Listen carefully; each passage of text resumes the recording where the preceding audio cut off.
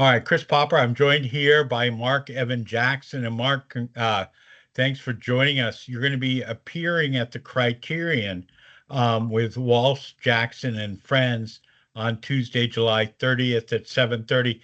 Tell us a little bit about what's happening. It's an improv show. That's correct. Yeah, it's an improv show, what we refer to as long form improv. So a little bit different than some of the short form structured games that people might be familiar with from things like Whose Line Is It Anyway?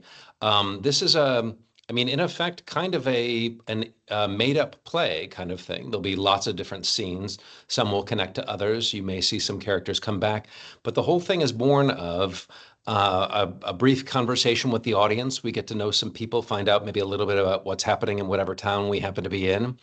And all of the details that we glean from all of that serve as what we think of as a table of contents of things to use as suggestions for scenes, locations, characters, specific names, places, dates, whatever it might be. And what happens next is an hour and 15 minutes, hour and a half, something like that, of just making it up. It's instant theater created in the moment. It's the land of inside jokes that will never be funny to anyone ever again, but are very funny and effective in that moment. And it all happens before your eyes. It's made up theater without a net. I can just imagine with you appearing in Bar Harbor. I mean, you're going to hear about Acadia National Park. You're going to hear about there's a tremendous cruise ship controversy. Yeah. You're going to be talking about tourists. I mean, I I need to come down to this because it sounds like it's going to be a fantastic show, especially when you start taking everything from the audience. It's really fun. I'm glad that you've mentioned those things. It opens my eyes to what we might run into. It's very fun to see what people are concerned about, what they're proud about where they live, the nuisance things like the cruise ships. I worked in Maine in 1993, 31 years ago, and that had not happened there yet to that degree. I think you're talking about 5,000 person cruise ships, right? Proper cruise ships. And not quite that big, but there are now cruise ship limits as to the number of passengers that can disembark. Mhm. So, you know, yeah, it's really a major controversy. I should think, yeah. It's fun to get a feel for what's in the zeitgeist, what's on people's minds in any local area, what the terroir is, and create, scenes and situations using all of that, with obviously a satirical and humorous lens placed on it. It's never not fun, I promise. I'm looking at your biography. You actually served as a first mate on a cruise, well, a schooner. A tall ship, yeah. The 1916 schooner Mercantile back in 1993. I was the first mate on an all-wooden vessel that takes people on 3 and 6 day trips throughout Penobscot Bay, leaving from the mid-coast. She used to leave from Camden. She's at an inflection point in her career and maybe heading to the Great Lakes. I'm not sure, but yeah, the windjamming world is one I care about a great deal, and I wish more Mainers knew about it. It's a local thing that's really wonderful, and there's no other way to see these islands than by boat. For instance, I've never driven to Bar Harbor before, but I've been there plenty by schooner. There is actually a four-masted schooner based in Margaret Todd. Bar Harbor, exactly, the Margaret Sure. Todd, which is about 4 blocks from where you're going to be performing at the Criterion. 30 years ago, 31 years ago now, there was a three-masted schooner named the Natalie Todd that used to be there with red tan bark sails, and she's now been renamed the American Pride, and she's out here in Long Beach, California, not far from where I live in Los Angeles. Holy, so you've got Bar Harbor down. I mean, you're ready for it. I can't wait to get there. The mid coast of Maine, down East Maine is special, and I think it remains. I know it's giantly visited every year, but it remains something of a secret because you guys are way on up there. Maine is, it's not easy to get there from New York or Boston. I know plenty of people do, but since I've been going there, especially more recently, I hear from a lot of people that it's like, well, it just seems so far, and people don't It, appreciate how big it is there in Maine. I think Maine is larger than the rest of New England combined. I mean, there are a lot of faces to Maine. There are mountains and forests and the ocean, obviously, but there's a lot going on. I broadcast basketball games for Ellsworth and MDI high schools. And we go up north and, we go on the big yellow school bus up to Caribou. And, I think that's far.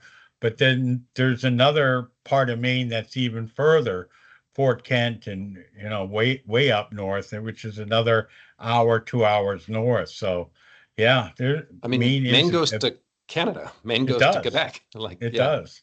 yeah. Absolutely. No, What it's do a you special place. I love being a part of it, and I can't wait to get back there in a week or two. Oh, that's great. What do you love most about improv? Oh, so improv is something that everybody, by the by, should do, whether you have any hopes of ever being on stage or a comedian or a writer or a director or a musician or whatever. Improv is just a really great communication and mental health skill set. In order to improvise well, you have to listen to others and honor what they've said and work within it, work with it. The principle of yes and is seminal to improvisation, and that means that you're saying yes, you're agreeing to what's been put out there, and that you're adding to it. You're getting on board, you're offering your energy. So it's like the ultimate teamwork. It's day one, 101 in collaboration and humanity. And so, we take the stage every once in a while before one of these shows. I'll get a glimmer of like, oh no, we have nothing planned. 1,000 people have bought tickets to see us, and we have nothing planned. And that quickly subsides because you remember, well, it's not about me. It's I need to have the other people I'm on stage with, I need to have their back. I know for sure they've got mine. And working together and listening and reacting, um, it is the most hopeful and inclusive mindset that you could ever have. And, it's theater without a net for sure. You're making it up as you go, and there is no plan. We don't, chat about stuff beforehand at all. It all happens live in front of the audience. It's a You live don't like experiment. you don't read the paper like a local paper just to try and get a feeling as to Oh, or, you or might you might get a feel for that. And, I'm a big national public radio listener. So very often in the mornings, I'll tune into whatever the local affiliate is and just see what's going on. And sometimes that will inform from the apron to the stage at the very beginning of the show. I might say something like, hey, what's the deal with this bridge people are talking about? And, and then sometimes you'll hear like, whoa, people right. people will get into it, and you can see that maybe even an audience is divided. And so this isn't public policy that we're doing, but it's very interesting to see what matters in people's backyards and to explore it and make fun of it and to play it. I have made a career out of playing despicable people, and that's something that I really like to do, to embody sort of the devil's advocate angle of things I, and take it too far. I will tell you off air who you'll be for to be the despicable one in Bar Harbor. I won't mention it for fear of libel, but You're not willing to uh, do it here? Okay. no, I'm not that brave. Um, so again, you're going to be here Tuesday, July 30th, 7:30 at the Criterion in Bar Harbor. What have been some of your favorite TV roles? I mean, you've been on a lot of shows. I've been very fortunate. Yeah, my career has been gradual. It's been a long and patient trajectory, but I've been in Los Angeles since 2001, and have been very fortunate commercially and in film and in television. Certainly, I think the things that come to mind most quickly are roles like that of Kevin Costner, the husband of Captain Holt on Brooklyn Nine-Nine. Yeah, And even more recently than that, I played Ted Danson's boss on a show called The Good Place on NBC. And I remember watching that. I won't say too much about it because people should watch it from the beginning with no spoilers. But my role in that had some changes, had some evolution to it, and it was certainly among the more fun things I've ever done. But I've been chased by King Kong on Skull Island, and had a lot of good opportunities. It's been an unexpected and purely born of improvisation career, and so far so good. Really fun. That's fantastic. How many people are in your improv group that will be coming to Bar Harbor? There are four. This will be Matt Walsh, myself, and our friends Joe Canale and Brad Morris, who are faces that you'll recognize from television too. They haven't had the success that Matt has on a show like Veep, but Right. they've played lots of roles on lots of shows and in movies and things.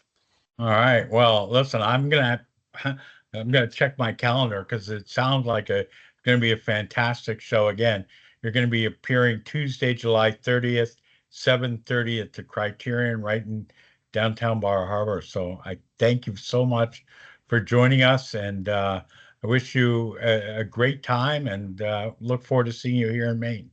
Thank you. I hope to meet you on Tuesday.